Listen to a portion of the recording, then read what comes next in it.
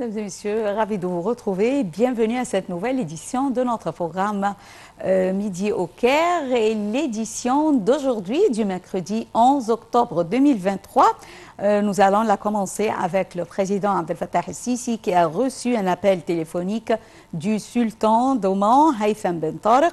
L'appel a porté sur l'évolution de l'escalade actuelle entre les parties palestiniennes et israéliennes à la lumière des graves répercussions sur la sécurité et la stabilité de la région et l'escalade des souffrances humaines endurées par les civils en raison du conflit. Les deux dirigeants ont convenu de l'importance d'unifier les efforts pour exhorter toutes les parties à se calmer et à réduire la violence. Et ils ont également passé en revue les contacts en cours à cet égard. L'appel a également abordé la nécessité de faire progresser les efforts visant à parvenir à une solution juste, globale et durable à la question palestinienne sur la base de la solution à deux États, conformément aux termes de référence et aux décisions de légitimité internationale et de manière d'assurer la sécurité et la stabilité pour tous les peuples de la région. Le président Abdel Fattah el-Sisi a reçu un appel téléphonique de l'émir du Qatar, Cheikh Tamim bin Hamad al-Thani, pour discuter des derniers développements de l'escalade militaire sur la scène palestino-israélienne. Les deux leaders ont passé en revue les contacts intensifs en cours avec les différentes parties concernées pour appeler à l'atténuation de l'escalade et à l'instauration du calme afin d'éviter les effusions de sang et également pour protéger les civils qui subissent de grandes souffrances humanitaires lors de la poursuite des opérations militaires. Ils ont également mis l'accent sur la nécessité de promouvoir la réalisation d'une paix juste dans la région basée sur la solution à deux États conformément aux références pertinentes de la légitimité internationale.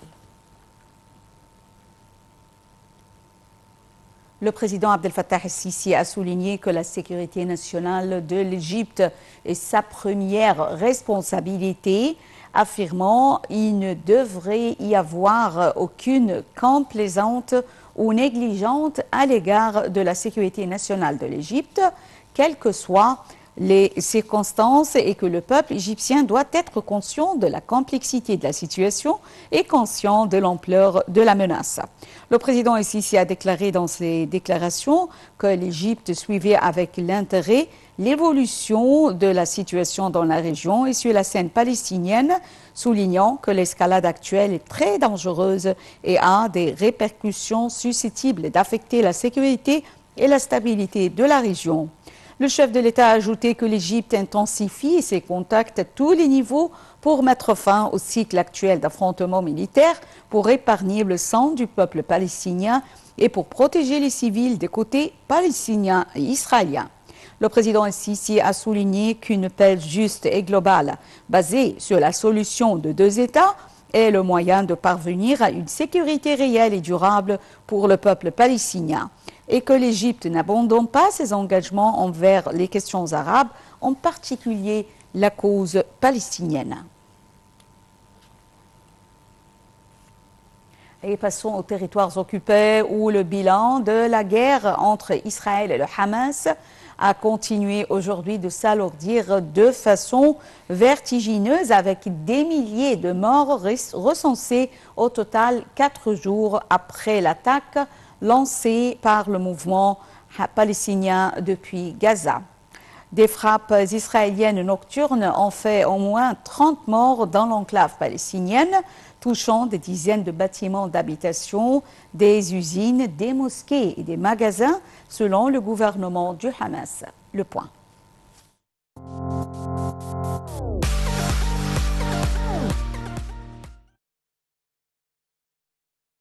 4 jours après l'attaque lancée par le mouvement palestinien Hamas depuis Gaza, le bilan de la guerre entre Israël et le Hamas a continué aujourd'hui de s'alourdir de façon vertigineuse, avec des milliers de morts recensés au total.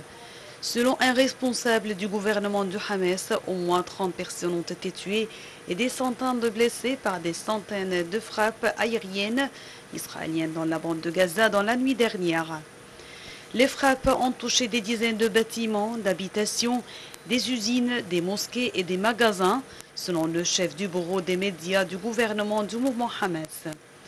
Mardi, Israël a annoncé avoir repris en partie le contrôle de sa frontière avec la bande de Gaza, en état de siège et pilonnée par les raids israéliens. L'offensive a suscité de multiples condamnations internationales, ainsi que des inquiétudes face à l'éventualité des nassauts terrestres sur Gaza. Israël, qui a annoncé l'évacuation des zones frontalières, a imposé un siège total à Gaza et suspendu l'approvisionnement en eau, en électricité et en nourriture de l'enclave palestinienne. Le bilan des attaques en Israël est passé à plus de 1200 morts selon l'armée israélienne. Plus de 2700 personnes ont été blessées et des dizaines de personnes sont officiellement recensées comme otages ou disparues.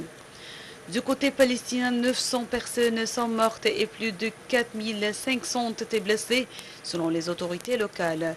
Le Hamas a annoncé que deux de ses hauts responsables avaient été tués par des frappes israéliennes.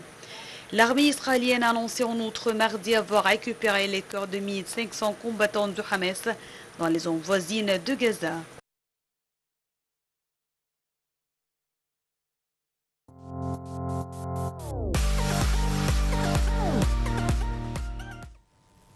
Toujours en ce qui concerne la situation dans les territoires occupés, j'ai le plaisir d'avoir avec moi en ligne M. l'ambassadeur Hissène Haridi, ancien ministre adjoint au ministère des Affaires étrangères, pour nous jeter plus de détails sur la situation actuelle. Bonjour M. l'ambassadeur Hissène Haridi.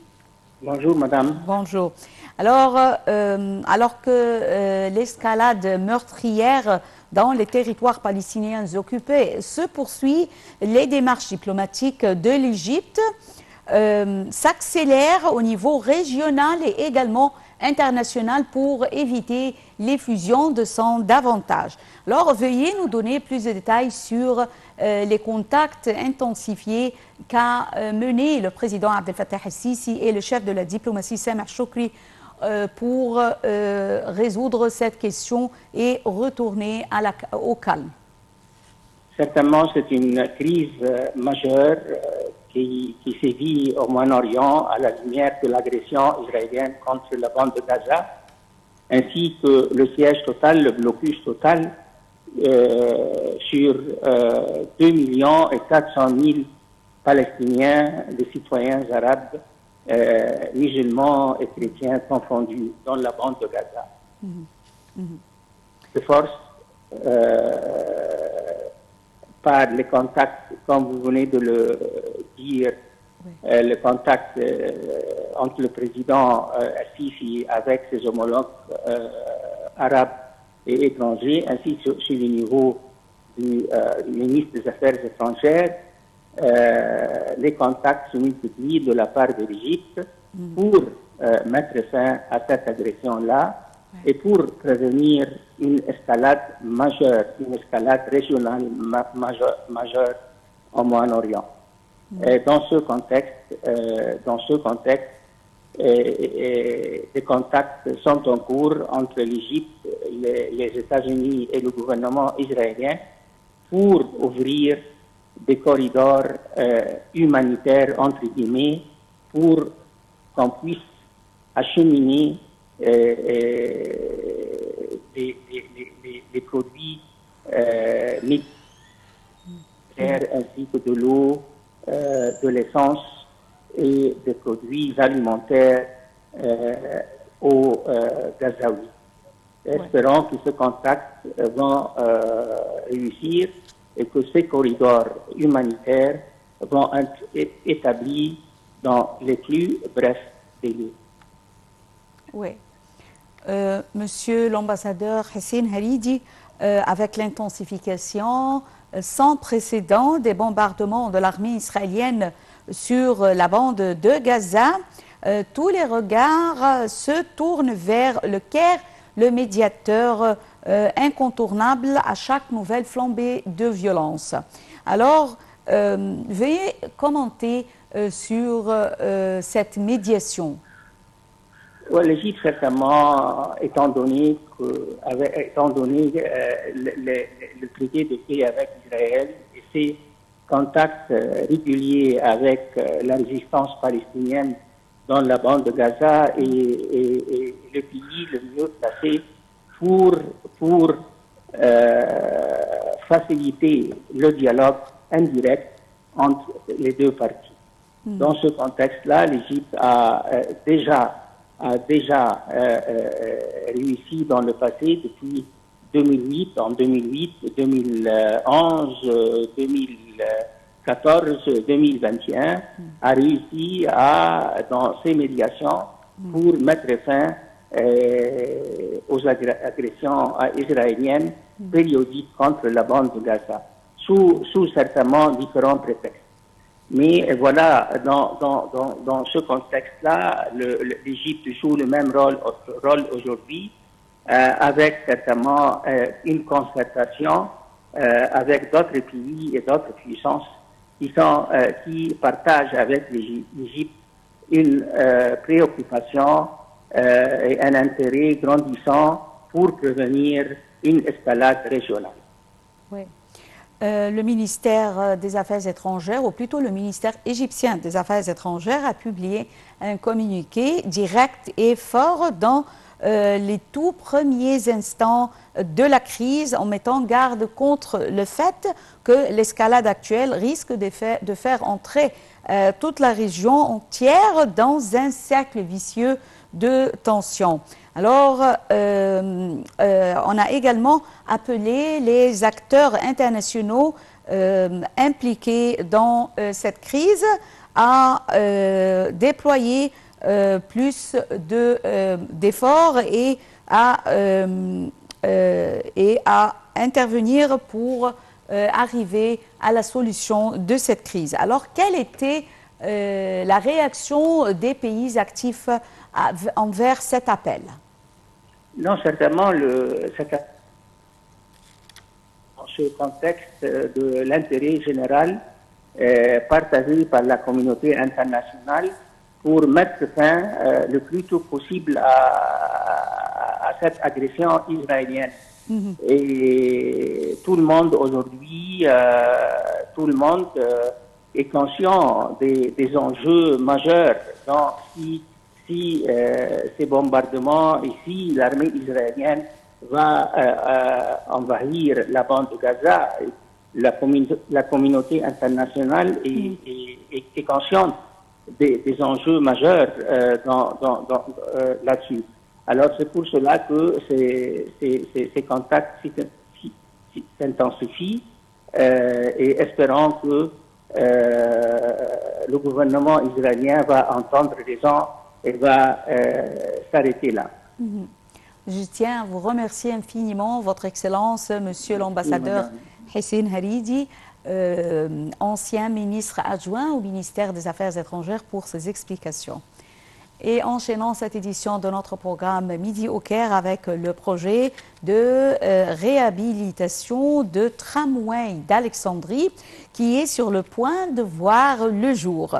Moyen de transport moderne, rapide et ami à l'environnement, il devrait encourager les Alexandrins à utiliser les transports publics. Un commentaire.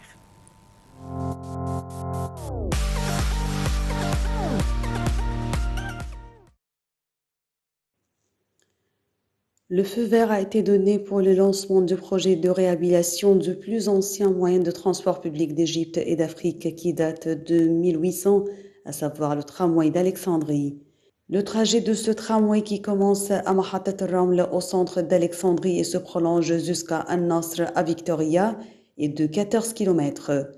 Le tramway fait l'objet d'un énorme projet de modernisation, une initiative saluée par le gouverneur d'Alexandrie qui affirmait que lors d'une récente réunion avec une délégation de l'Agence française de développement AFD et de la Banque européenne d'investissement, en présence de représentants du gouvernorat et de l'organisme public des transports d'Alexandrie, il a décidé de financer le projet de réhabilitation du tramway d'Alexandrie, dont le coût s'élève à 16 milliards de livres égyptiennes. Les travaux devraient commencer ce mois et s'achever dans une période de 2 ans. Le gouverneur a ajouté que le plan de modernisation préparé par l'organisme public des transports d'Alexandrie vise à transformer 7 lignes ferroviaires anciennes en tramways modernes. Le fonds nécessaire à ce projet seront fournis par le gouvernement égyptien, l'AFD et la BEI. De plus, l'Union européenne procure les fonds nécessaires pour effectuer certaines études en relation avec le projet, selon le responsable des projets de transport auprès de l'AFD, qui affirme que le projet va de pair avec le développement technologique dans le secteur des transports. Il rendra grandement service aux citoyens alexandrins. Il précise que de nouveaux wagons modernes, climatisés et amis de l'environnement seront importés, les voies ferrées seront rénovées, les arrêts de métro seront modernisés et dotés d'une signalisation électronique.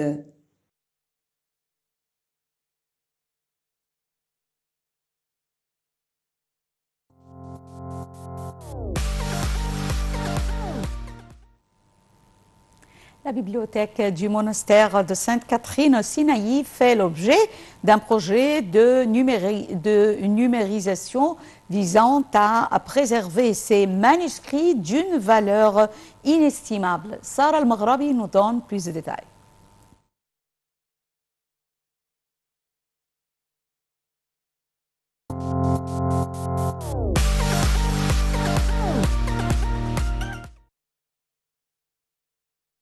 Le projet de numérisation des manuscrits et des documents de la bibliothèque du monastère de Sainte-Catherine au Sinaï est l'un des plus importants en Égypte.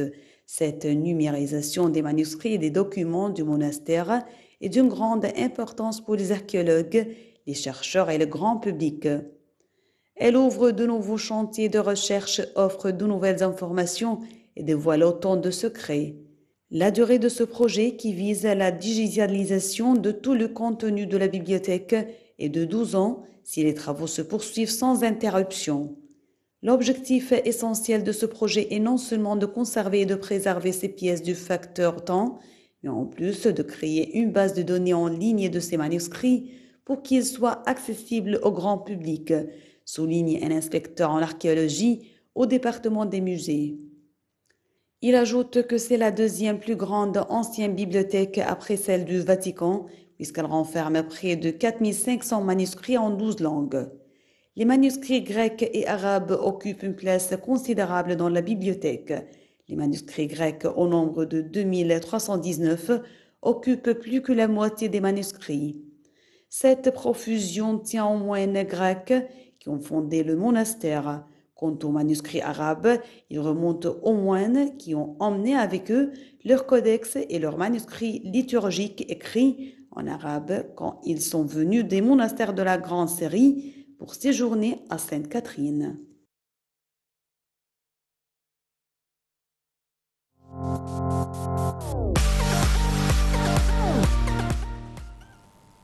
Mesdames et messieurs, fin de cette édition de notre programme quotidien Midi au Caire.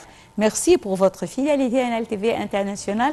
Et maintenant, c'est l'édition de l'Égypte à la une avec Hani Farab. Merci et bonne journée. Au revoir.